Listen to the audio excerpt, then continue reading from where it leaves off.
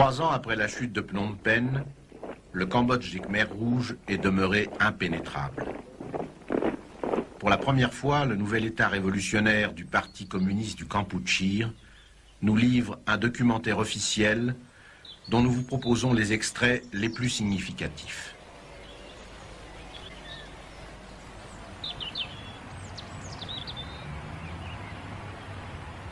Phnom Penh, la capitale, dont les 2 millions d'habitants furent, après la victoire des révolutionnaires, envoyés dans les provinces afin d'y assumer eux-mêmes leur subsistance, est aujourd'hui une cité administrative de 20 000 personnes seulement, où chaque espace non bâti est scrupuleusement transformé en jardin potager.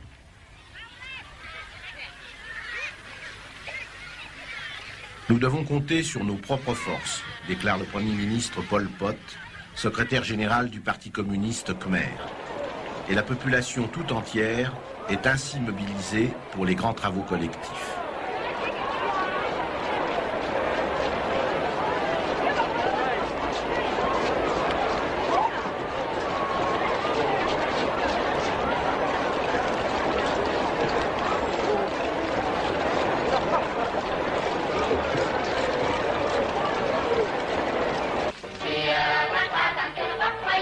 Le premier objectif étant d'assurer l'autonomie alimentaire, c'est à la remise en état des réseaux d'irrigation et à la construction des grands canaux que fut donnée la priorité.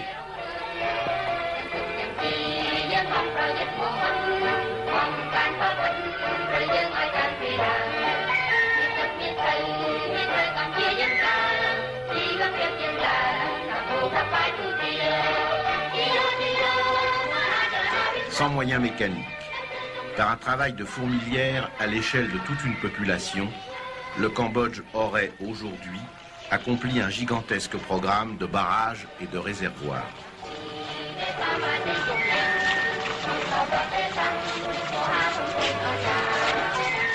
Selon le gouvernement révolutionnaire, grâce au réservoir naturel du lac central Tonle Sap, 4 fois plus grand que le lac Léman, les travaux d'irrigation ainsi réalisés mettent toutes les zones de culture à l'abri des sécheresses naturelles et permettent de doubler le rendement risicole.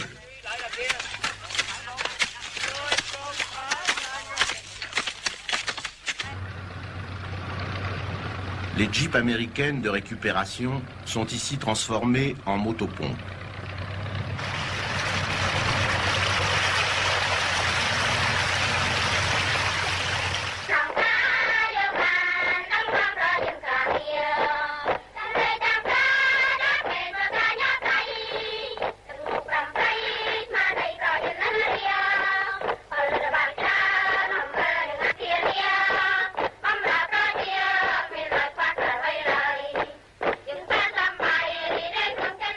Cette fantastique mobilisation de travailleurs se poursuit 24 heures sur 24 avec les brigades de nuit.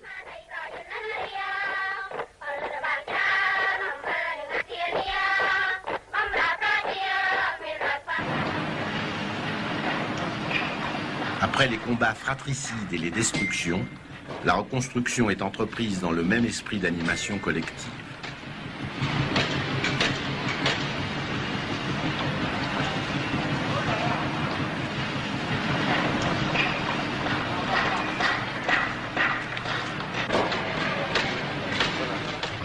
Les voies de communication, les routes et les ponts, bombardés, pilonnés, pendant les 5 années de la guerre civile, de l'intervention américaine et des opérations des armées de Saïgon contre les soldats du Front National de Libération du Sud-Vietnam, sont réparés, reconstruits et remis progressivement en service.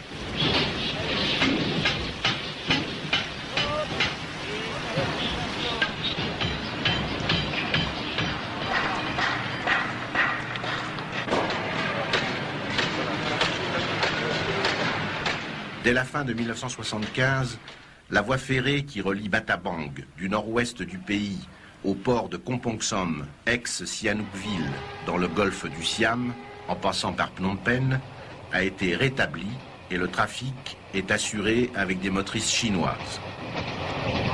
Les wagons-citernes, eux, sont de fabrication cambodgienne.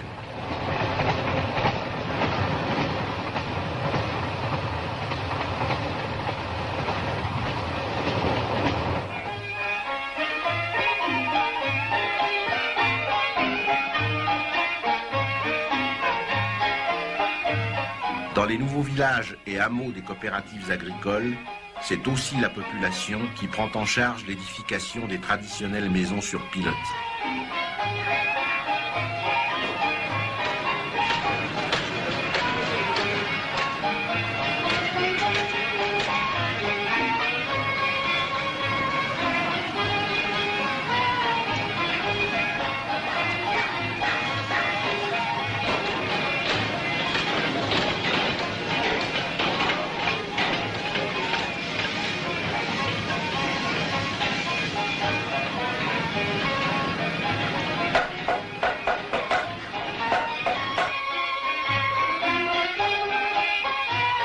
Le collectivisme dans l'agriculture a également complètement transformé la structure de la paysannerie khmère.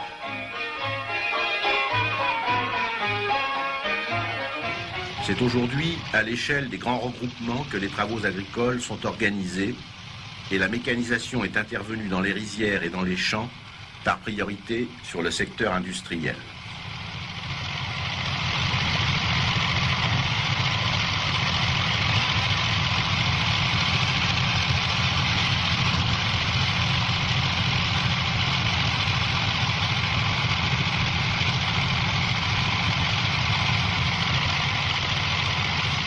Avec de l'eau, on a du riz.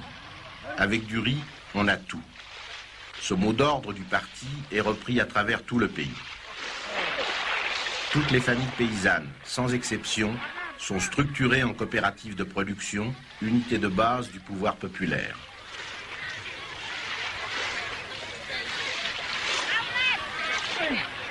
Les Khmers rouges annoncent ainsi la mise en valeur de 6 millions d'hectares de rizières et de champs.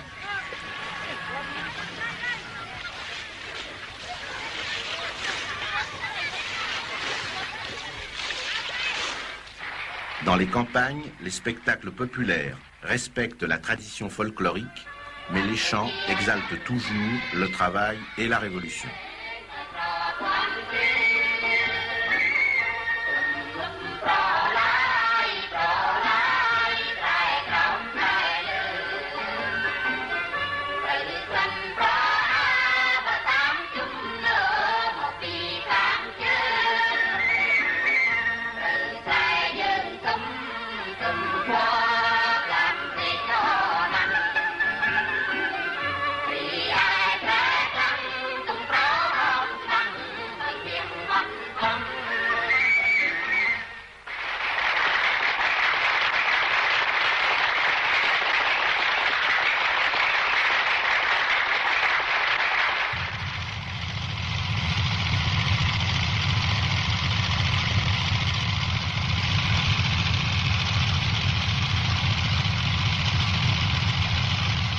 Les moissons se font à l'échelle de l'unité rurale de production et avec une mécanisation spécialement adaptée, alliant aux engins classiques les astuces du bricolage asiatique.